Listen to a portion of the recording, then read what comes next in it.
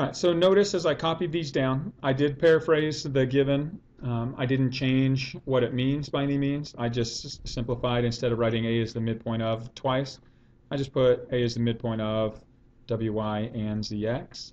And I also left the given congruence statement the same. So we were told that WY and ZX are equal. And then we're also told that A is the midpoint of each of those segments. Okay, so if A is the midpoint of them, what is it that you know? What do you know about those measures? A midpoint's going to cut a segment into two equal pieces, right?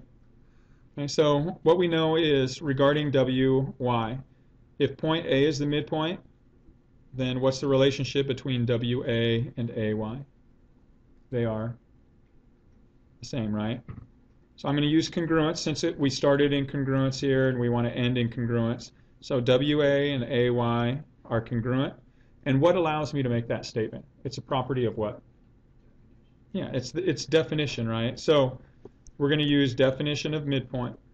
That allows us to identify that property. And so again, remember, when you're justifying steps in a proof, you can use definitions, postulates, axioms, and previously proven relationships. Okay, so all we've done so far, other than, or we haven't actually proven any theorems or the previously proven relationships yet, so pretty much we're limited to just that, definitions, postulates, axioms. Okay, so we know that WA and AY are equal. Well, what else do we know are equal in this proof? Shanna?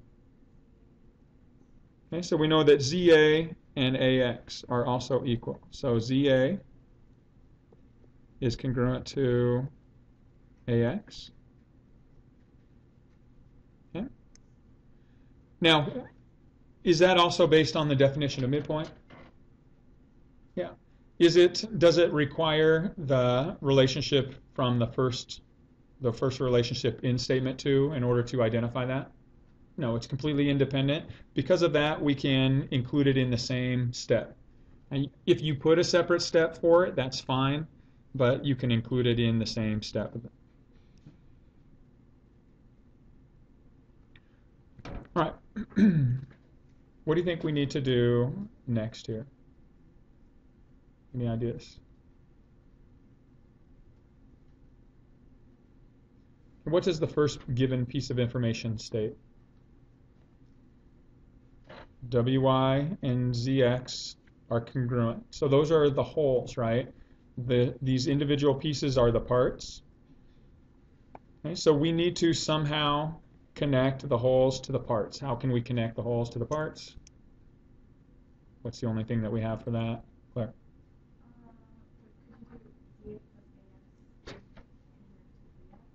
Okay, so the idea is, and we're going to go to measurements here, because when we're dealing with measurements, when we're dealing with an equation form, we need to have measurements. But if we say that ZA plus AX is equal to the whole thing ZX, what justifies that statement? That is, so now we haven't done substitution quite yet. Segment addition. So this is that postulate, segment addition. Again, it's an assumption that it's a true statement that the sum of the parts is equal to the wholes. And if this doesn't project back, I'll restart it for you guys here in just a sec.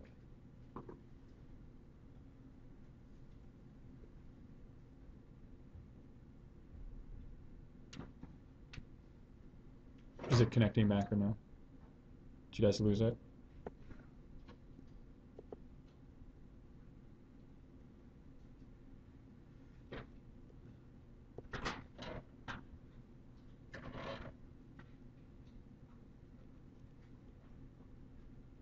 All right, I'm going to have to just keep going. I'll try it again here. It's not reacting, but I want to try to finish this up. All right, so we know that by segment addition we can relate to these two pieces, or these three pieces, the two parts in the whole. We can do the same thing with the vertical line. WA and AY is equal to the whole WY.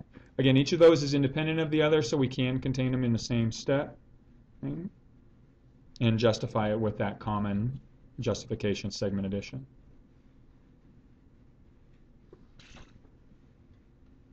All right. In looking at this, in order for us to wind up with WA and ZA, right,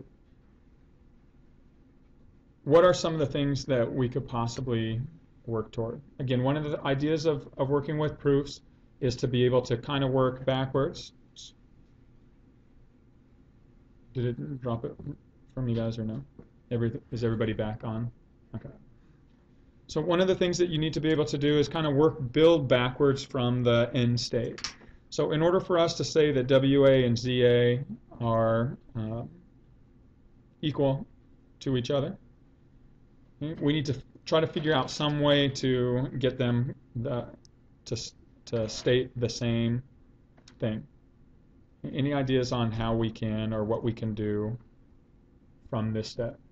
Substitute ZX and WY in for each other. Okay, good. So if we see this relationship right here, so we know that WY and ZX are the same, right? So we can do one of a couple things. Right? Since here we have WY and ZX, one possibility, and it's not the only one, there's a number of different ways you can approach this, but we could state that if we were to replace this WY with its equivalent, the equivalent to WY is WA plus AY.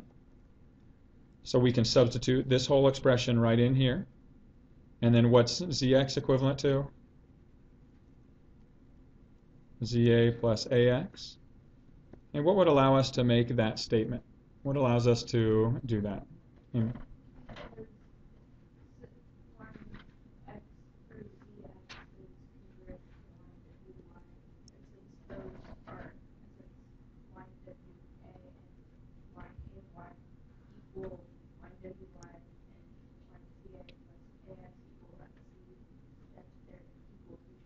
Good. And so we can justify, all we did is we replaced two things with its equivalent, and replacing is justified as substitution. Now again, this is that substitution only. It's not the transitive property. We don't have two things equal to the same thing equaling each other. We're actually substituting in expressions for equivalent expressions.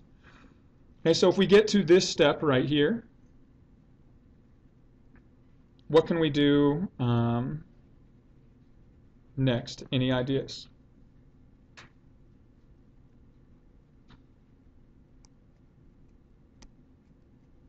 Now again, we want to leave WA in our proof, right? So we're not going to touch WA. But what about AY? We don't want AY to be in this statement. What can we replace AY with?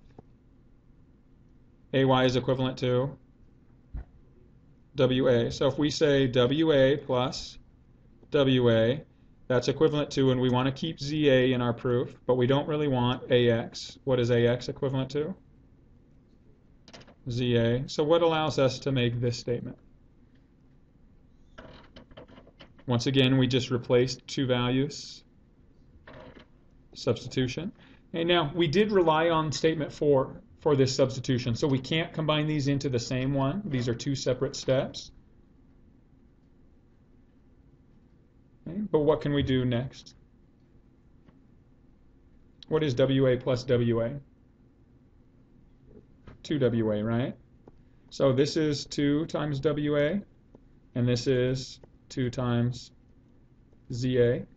And now, here's the first time we've come across this, and you are going to see this appear. What did we do to each side of this equation here? So we just added the elements together right now. Did we add the same value to both sides?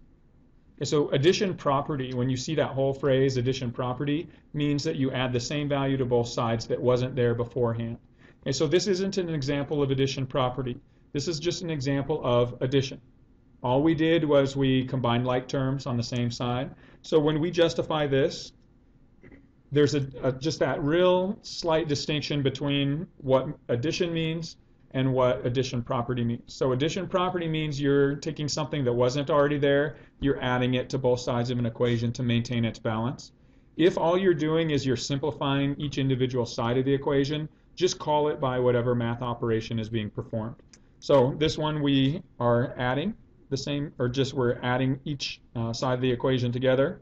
And then what's our last step? We have one final step that we can reach our end state. What do we do to both sides of this equation? Good. So now if we divide by 2, we're left with WA is equal to ZA. Did we do the same thing to both sides of the equation? So now that would be an example of not just division, but division property. Okay, one final step for this, okay, and that is, do we have our end state written in the form that we need it to be written in? Not quite.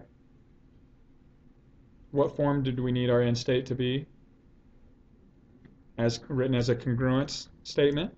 Okay, so our final step is going to be to translate this into WA is congruent to ZA. Again, we need to reach an end state exactly what we're asked to find. And so what allows us to turn measurements into congruence? Easy way to do it, definition of congruence. And you could also write the phrase things that coincide are equal to each other. Again, that's what definition of congruence means, but so definition of congruence, easiest thing to use for this.